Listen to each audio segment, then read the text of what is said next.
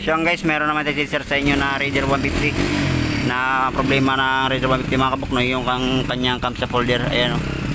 So bali pinagawa na ito mga kabuknoy yung camshaft holder. So sumasama raw yung ginawa lang sleeve dito sa kanyang camshaft holder. So at saka itong problema pa ni sir yung kanyang tambutso na naputol. Ayan. So bali itong isa mga kabuknoy dinugtong na lang para makapitan lang ng bolt. Ayan o.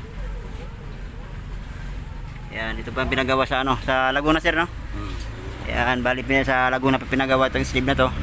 So nakita tayo sa ating YouTube na nagre-repair tayo sa mga ganitong problema na loose thread na mayroong lock. So dinayo tayo ni sir para lang ipa-repair itong yung camshaft holder na loose thread. So ang kabuknoy, tanggalin ko muna yung cover para makita natin yung ginawa ng ng ibang shop kung paano nisliban. So kalasin ko muna to.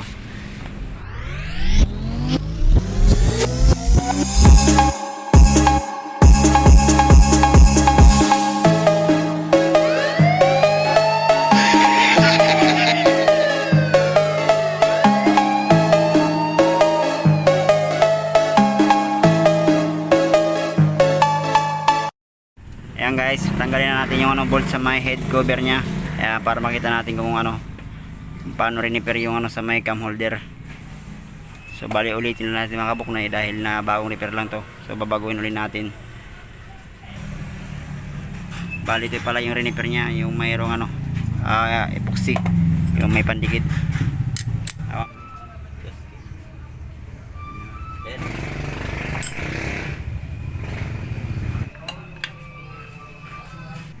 So yan guys, natanggalan natin yung cover. Ito na yung yung repair ni yung ibang mekaniko, ibang gumagawa ng ganitong problema na sleeve.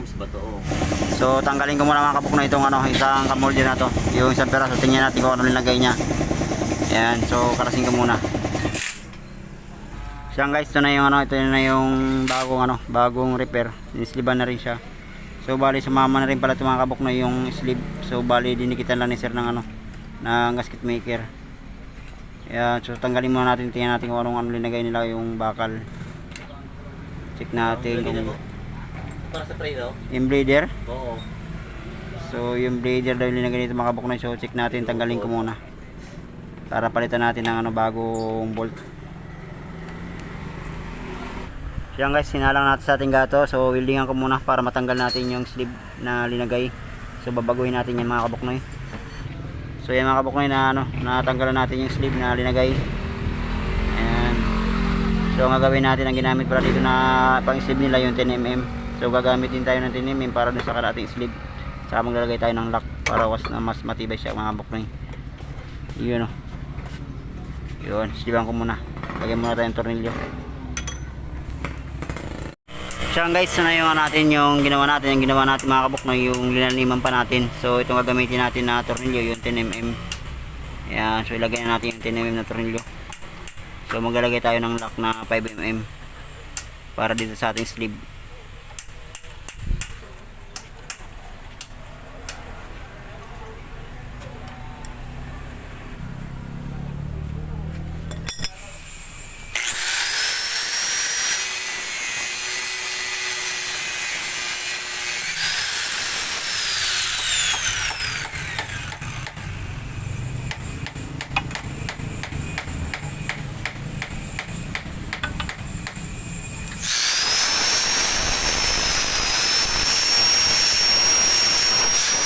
Yan guys, so na yung sleeve natin, naputol na natin yung tornilyo na 10mm. So maglalagay na tayo ng lock dito sa bandang gilid.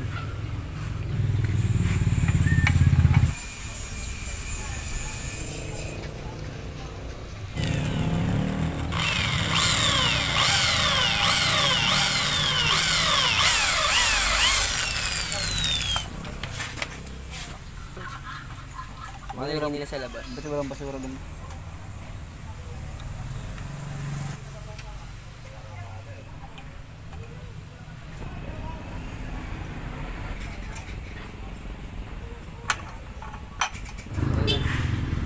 Siyan guys, ito na yung ginawa natin na sleeve. Ayan, ito na yung lock natin na ginabit.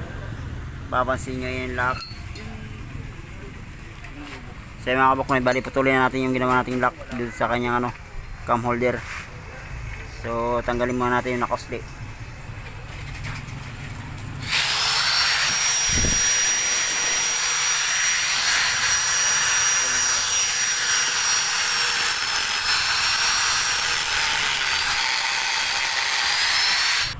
So yan guys, ito na yung sleeve natin. Ito na yung lock natin na kinabit. Kung papansin nyo. Ayan, ito yung lock natin na nilagay dito sa ano, ating sleeve. So butasan na natin ng ano, 532. Ayan, gagamit muna tayong 532 na barina. Sinturuan natin yung mga kabuknoy.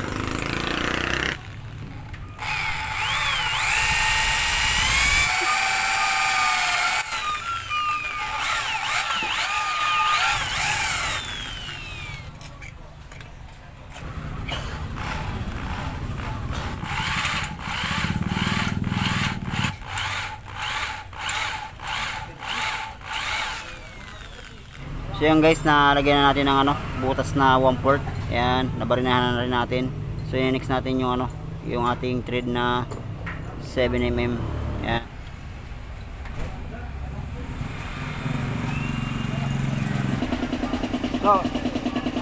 Punta ka lang dito kahit. So mga kabuknoy, ito na yung ginawa nating sleeve. Ayan o. So ito yung lock natin. So ito yung tornilyo natin mga kabuknoy. Ito yung natin pasok. Pagyabaw. Ayan o. So suwabe lang mga kabuknoy yung ginawa nating ano, sleeve. Ayan o. So yan guys, bali kabit na natin yung ano, yung sleeve natin. Para natin po-pull out yung sa ano, sa may stud na naputol din. So balikan natin yung ano, ginawa nating sleeve. A few moments later. Tagal na rin yung gawa si Mami. Para bukas makukuha mo na. Siya guys, ito na yung gagawin natin na pull out. Ayan, so para magamit lang, wieldingan nila. Ayan o. So bali isa lang gagawin natin dito. So tanggalin ko muna, putulin ko muna tuluyan yung ano, stud na kinabit nila mga kabuknoy.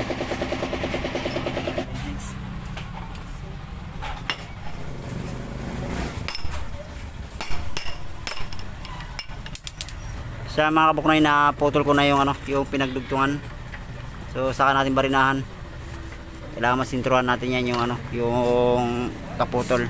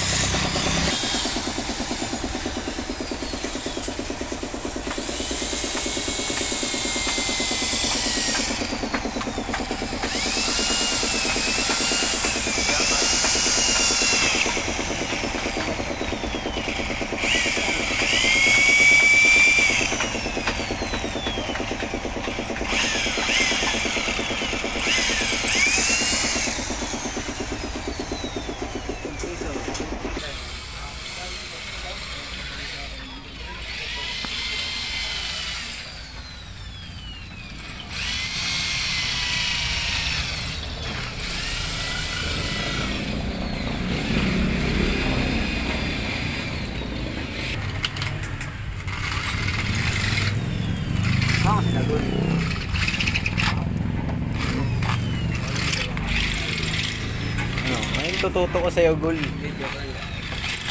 Dali, para kasama ka na sa vlog. Kasama nga ako sa vlog ng Araan.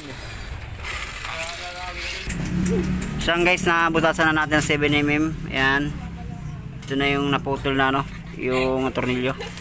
So sa mga ganitong problema, hindi na tayo kailangan magbaklas ng ano, cylinder head para pull out yung mga problema ano, putol sa Raider 150.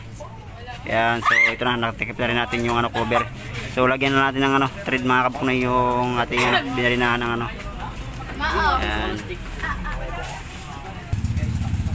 So guys, nalagyan na natin stud bolt. Ayan, ito na yung pinalout natin.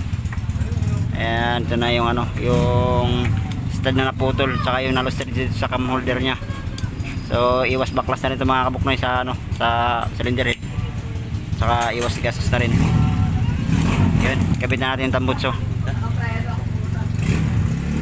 So guys, ito na yung ano, ginawa natin. Ayun, no? Ayan.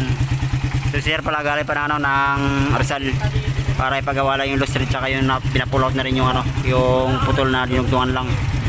So ito na yung ano, Raider nya mga kabuknoy. Shoutout muna kay sir. Ayan mga kabuknoy. So ayan mga kabuknoy, hanggang dito lang muna. Pag may mga problema na ganito, pwede nyo ako i-PM sa akin YouTube channel, sa aking Facebook page.